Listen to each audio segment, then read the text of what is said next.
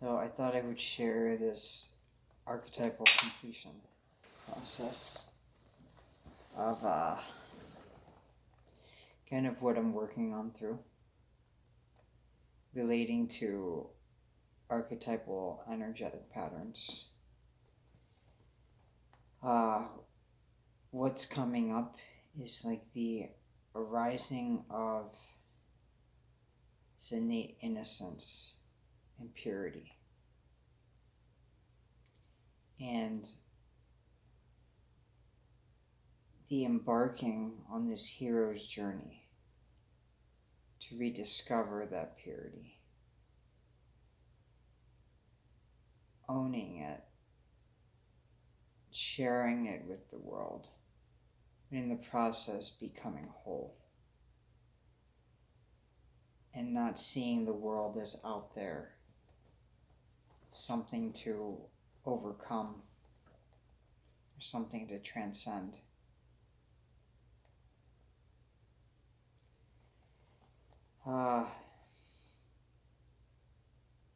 There's various patterns that come up, like that of rejection, like the quality of an orphan, not having anything definite that one can call a home. There was this workshop that I did in Thailand where they just asked you this one question of what is home? And everybody had a different answer. Some would say home is where the heart is. Home is where the wife is. Home is where you're loved. Home is where there is a good meal prepared for you. Home is where your family is. Home is where you have community. But what stuck was that there was no agreement on a fixed definition of home. And it was completely projective and based on someone's view on what home is. And those who've been through suffering, abuse, they might not relate a home as where your parents are.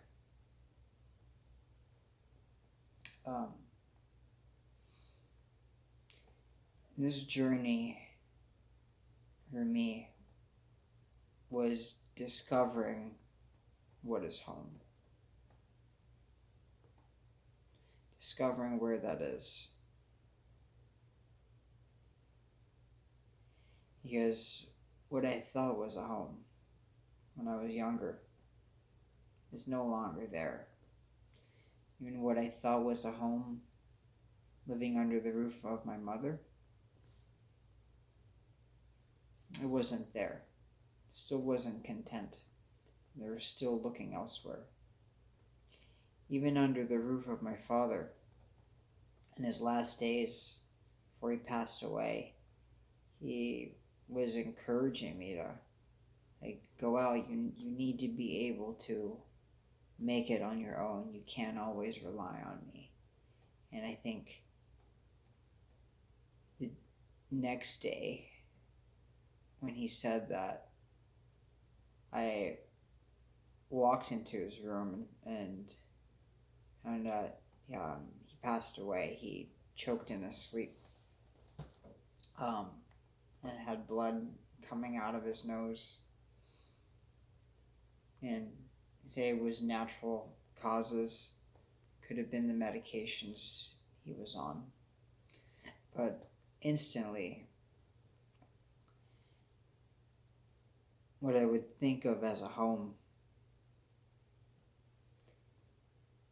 it's not the same definition that I had when I was young. or when I was little.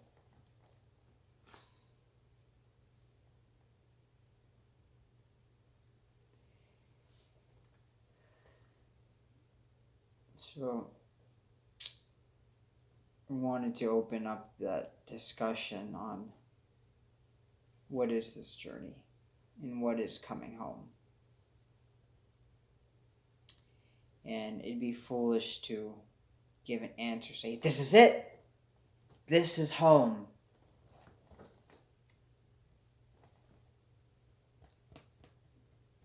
I think there's a guideline. There's beautiful paths and stages that can unveil this process that I'm still in the process of uncovering and exploring. Right now, some of the work I've been doing is on archetypes, archetypal energy and transformation of these archetypes into wisdom.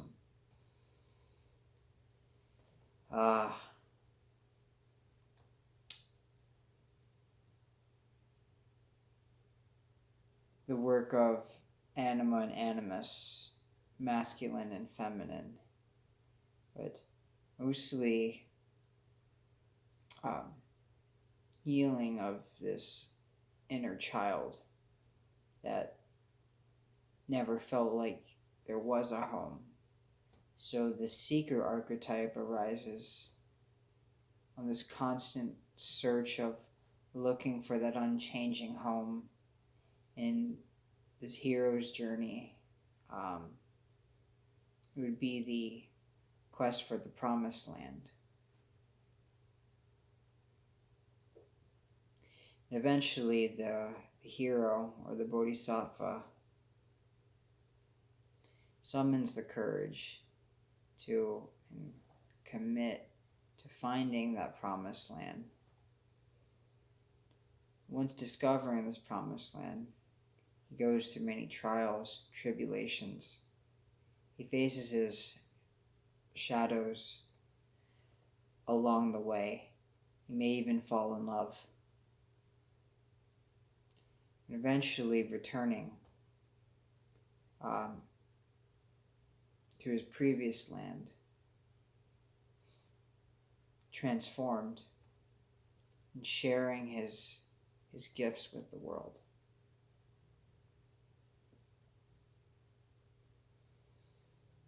This transformation of seeing the promised land as out there and then coming back into the world is the symbolic representation of the tantric path that one travels. The path first and foremost of coming back to one's center and coming back to one's home. Vedanta, this is referred to as the neti neti, not this, not that, the path of renunciation, getting back to essence, to source, finding this sense of unchanging home. This should be the essence and the core of the work in the Buddha Dharma. In Vedanta, it would be the discovery of the self. Brahman, Buddha nature, the supreme self, Paramatman.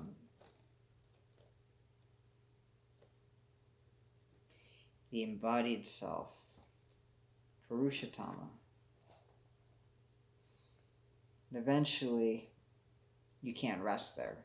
It's you'll find quickly that your habituations and karmic tendencies arise to the surface. You're habituated to patterns, desire, greed, lust, envy, jealousy. They all come to the surface. And now is a matter of applying the realization of that unchanging home to the remaining karmic tendencies. And this is the divine gift of generosity that is shared with the world, not out of need and not out of any projected wrongdoer, but out of compassion. One shares this gift with the world.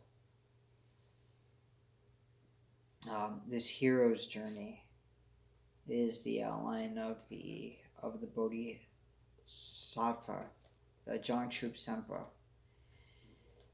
mind warrior who does battle with his own afflictions, no longer looks outward as the projected enemy, but is willing to look within and to face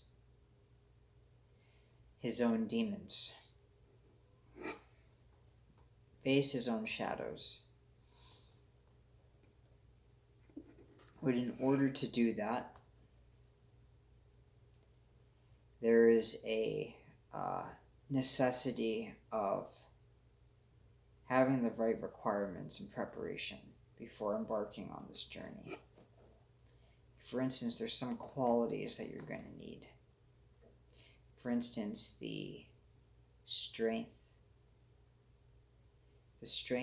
to even embark upon the journey, discover the self. The strength to confront your shadows, and the skills necessary to overcome the habituations and the shadows. It'd be like a warrior going into battle and never having learned to wield a weapon, or getting married and never really learned what it means to be in a relationship. There's certain skills that are necessary for the confrontation. In symbolic mythology, this would be the hero embarking on the journey to slay the dragon and to save the princess. One's own innate beauty, who's trapped and held hostage by the dragon. So out of compassion and out of love, the hero is willing to embark and to go through trials and difficulties to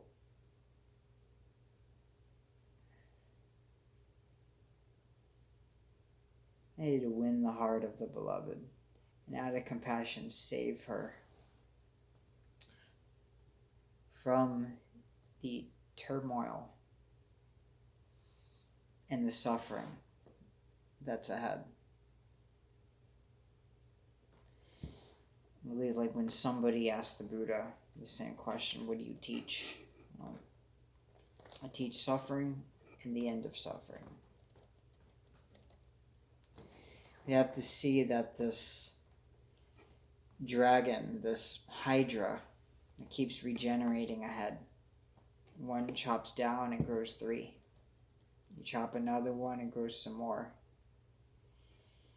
This is symbolic for our own inner destructive emotions, specifically relating to desire.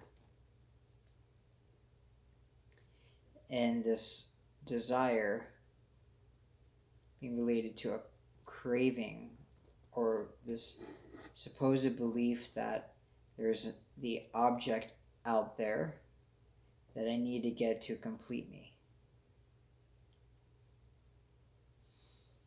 And we have duality. You have the object the beautiful form, the beautiful smell, the beautiful taste, the sensory pleasures, the tactile feeling that you can get, all to please this being.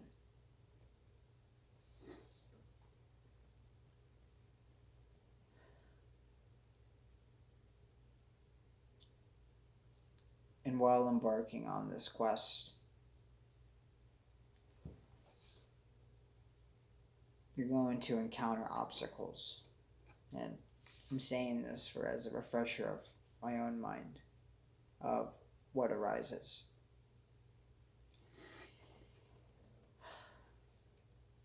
To overcome those obstacles, the tools that are needed are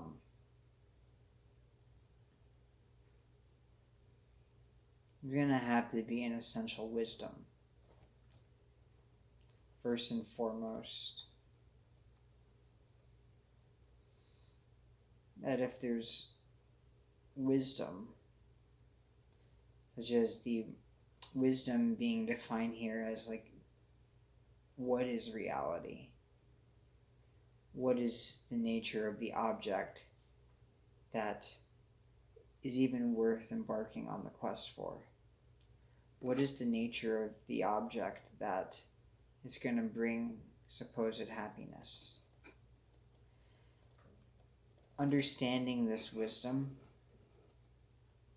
and understanding the nature of that reality, one can give rise to strength that the suspected shadow was never actually real,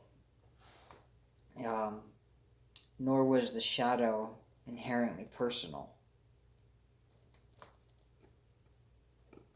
There was no and never was any identity that could be found within the shadow. It was like the shadow of my hand on the wall.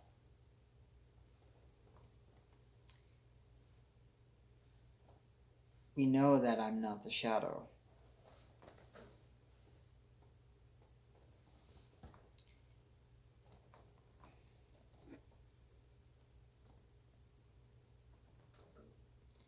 Yet, is there an object out there that's inherently real? Is it personal? Being personal, say that as can I find myself in there? I claim it as my object, my shadow. But this clinging and holding attachment to even mine. No I, me, or mine is found in the shadow. No. That's an understanding of impersonality. In that this applies for all objects, that you cannot find an I, me, or mine. And that there is nothing personal in any object, in any sight, form, sound, smell, taste, or touch. You cannot find I, me, or mine. Now, directing that attention back and looking at yourself. Where is that sense of I, me, or mine?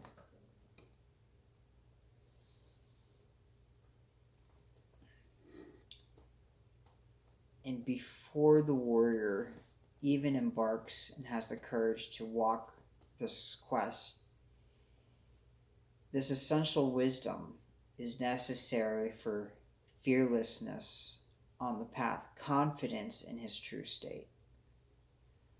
Otherwise, when the first obstacles arise, he's robbed, and all of his possessions are taken away. Or his wife sleeps with another man. He loses his home. He sees his best friend killed. How will the hero relate to these circumstances if he hasn't had a grasp and understanding of the nature of reality.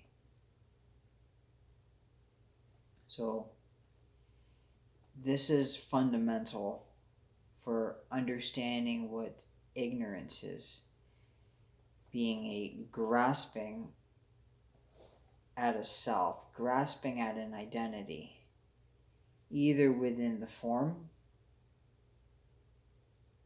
looking for an I within my brain, within the eyes, within the tongue, within the toes, within the stomach, but still nothing personal. And then you look a little deeper, and the microscope is on you. What about in feelings? Still feel like I'm there. Well, are the feelings personal? Within any of the feelings, being pleasant, unpleasant, neutral, can you find yourself in there? Is there a personal you?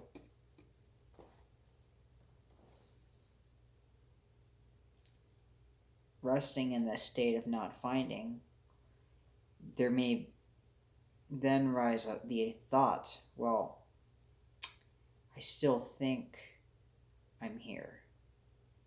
So even the nature of the thought can be taken as the object to be viewed upon. And in that thought, can you find a personal I, a me, or a mine? And in that sense of impersonality, you start moving into the, what remains?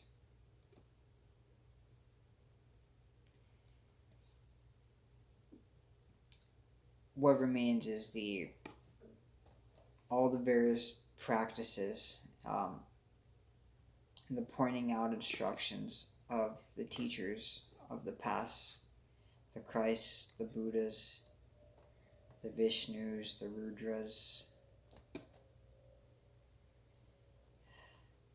We're pointing out what the nature of reality is, pointing out Brahman, pointing out Shiva,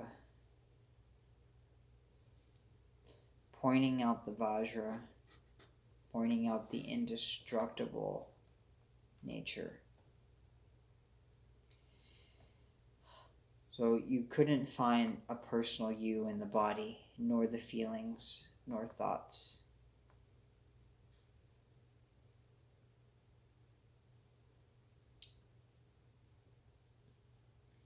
So all that's left to be recognized when one surrenders this grasping is the awareness that was once looking, and the lens is turned back on itself, and awareness can now look at itself and see that all phenomena, the body, the form, the feelings, you were never out there.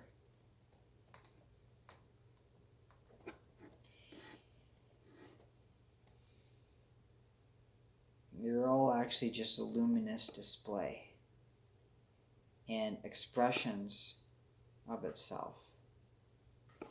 That there's no I in the body, but yet this body appears in awareness. It's like there's no feeling in the body, but in awareness, all is felt.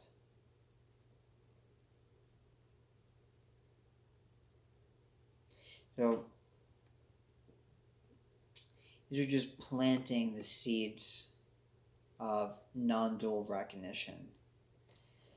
But those essential pointing out instructions, if there's an opportunity to dive deeper into it, that's the hero's journey for um, taking the path to go to the promised land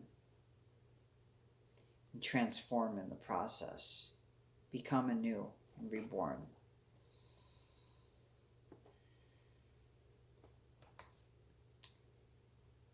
The study of archetypal patterns has been interesting in looking at the nature of uh, these various identities that I'd even want to look for a home, that would even facilitate or catalyze this quest for truth and this quest for joy and peacefulness.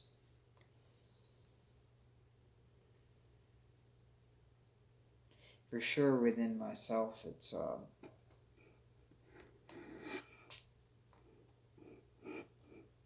began as from uncontentedness.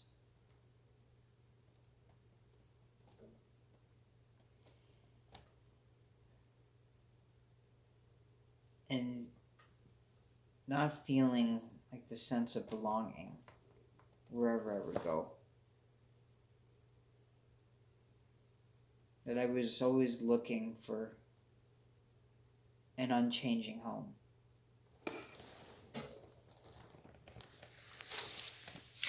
And we'll continue this soon.